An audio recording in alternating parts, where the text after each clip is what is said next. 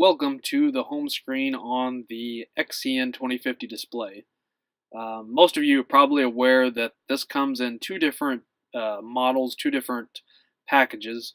One being standard with the Precision IQ app, which at this point offers fairly limited capability. And then there is an option for the FM1000 Plus app, which is usually recommended. Some other areas of the screen here, it's just like any Android operating system, you'll have settings, so basic display settings, and then of course a calculator. You also have the internet browser.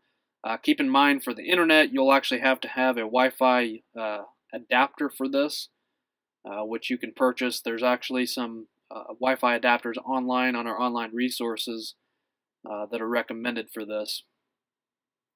There is a universal terminal app, but that can actually be accessed by going to either one of these apps for your UT for ISO compatibility. And then App Central, you'll have to have Wi-Fi connection in order to get this. Otherwise, you're just going to sit there and spin. It'll just keep loading. It won't ever bring up a page. But App Central is where your firmware updates are held at. It's also where you can retrieve any new apps that you want to download within the display, such as the AFS or PLM Academy app, or maybe TeamViewer or something of that nature.